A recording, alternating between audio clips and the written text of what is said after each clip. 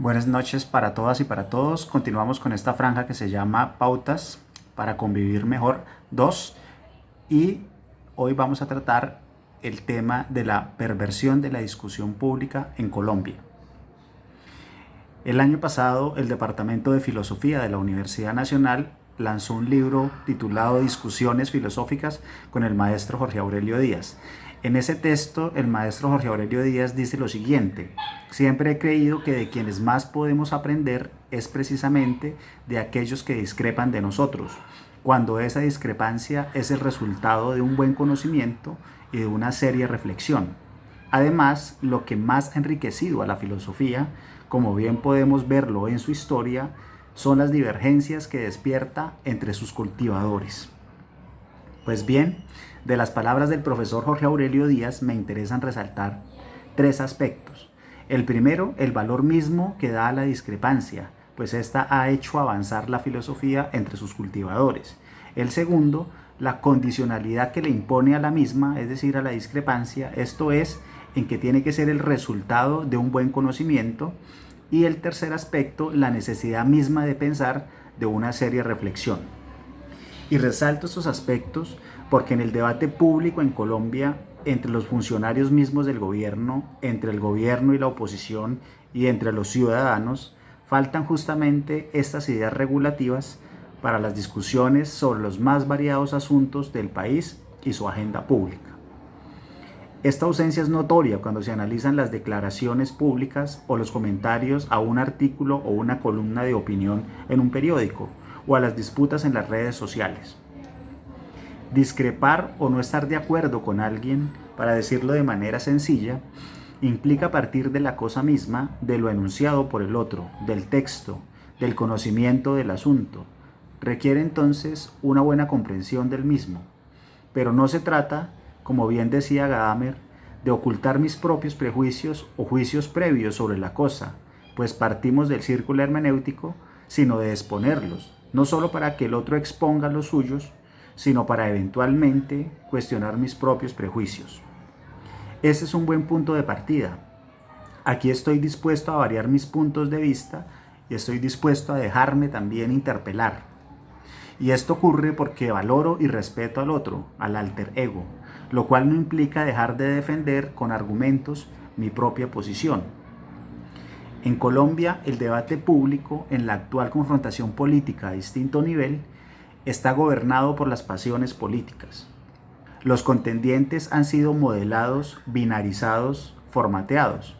Su pensamiento es operativo, responde a estímulos, está mecanizado.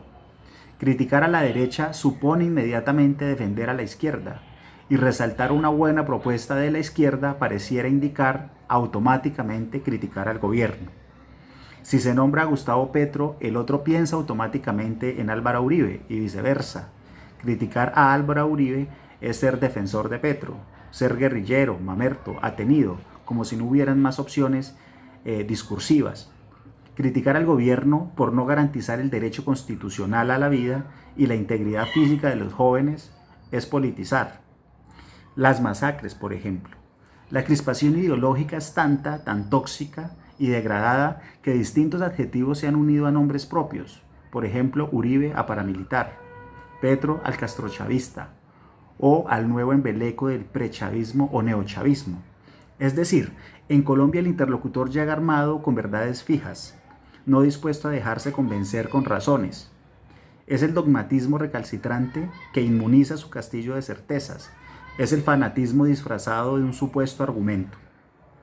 En estos casos, es el partidismo y la ideología los que vuelven inmunes a los dialogantes. Se parte entonces del irrespeto al otro, a su saber, a sus ideas.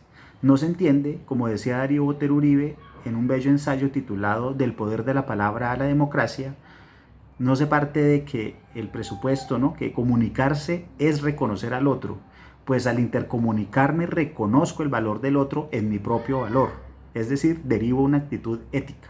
Hasta ahí Botero. Y si falta esa ética, solo queda la violencia, el exterminio y la constitución del otro en enemigo. En el caso del gobierno, en enemigo público interno, como último recurso. Ahora, Las discrepancias, como dice el maestro Jorge Aurelio Díaz, deben ser fundamentadas, producto de un buen conocimiento, es decir, implica estudiar, leer, estar bien informado, comprender e interpretar. Y esto es lo otro que no ocurre en nuestro degradado discurso público, donde por ejemplo se confunde comunismo con socialismo porque no se ha leído una línea de Marx, o donde exigir derechos es ser de izquierdas o del mal llamado marxismo cultural. Esta falta de ilustración se debe a que la gente recibe los lemas, los mensajes, los eslóganes, como recibiendo un calmante para evitar pensar. Es más, los reciben como misiles para ser redirigidos e insultar al otro. La mayoría de las veces ya no se trata del argumento en sí mismo, sino de la persona, del otro, ¿no? El argumento ad hominem. En realidad se cometen todas las falacias posibles. Aquí se cumple la sentencia de Schopenhauer. Son aquellos que son totalmente incapaces de tener opiniones propias y un juicio propio, decía, que no son más que el mero eco de opiniones ajenas. Hasta ahí Schopenhauer.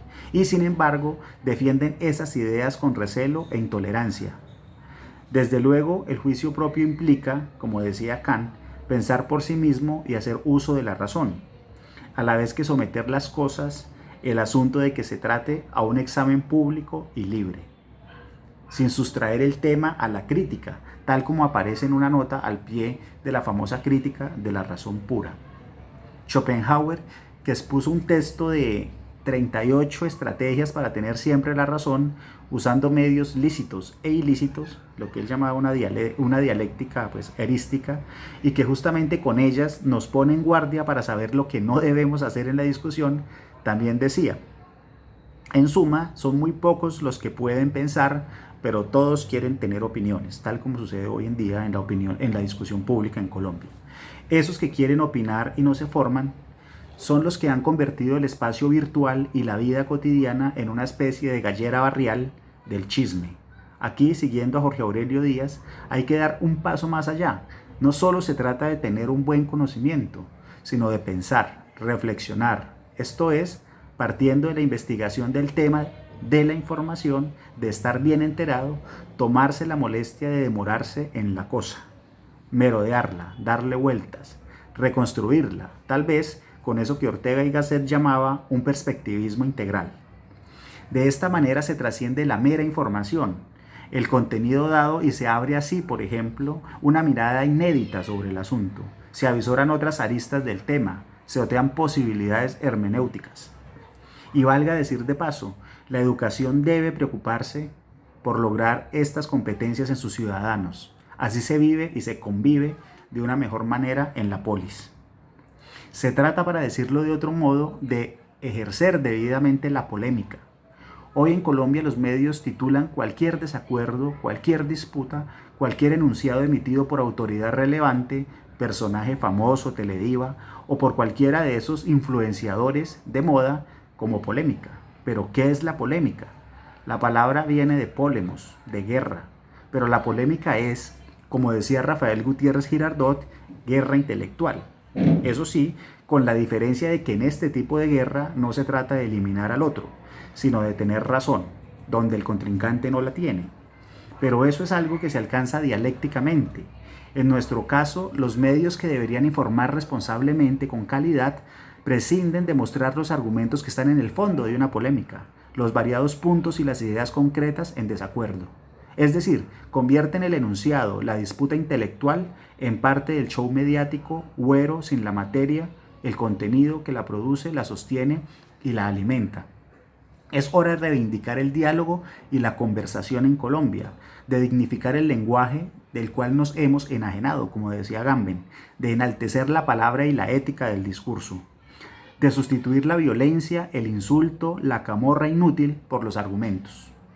Esa es una responsabilidad de los medios de comunicación, de los líderes políticos, de los líderes de opinión y de cada ciudadano en la esfera pública y privada. Sin estos elementales principios no hay verdadera democracia y no saldremos jamás del círculo dantesco de la violencia en Colombia. Se trata, pues, de sustituir la violencia por el poder comunicativo, por el poder de la palabra, en un país que requiere de manera impostergable una justicia social para dignificar, ¿no?, a esos hablantes, a sus ciudadanos. Gracias por su atención.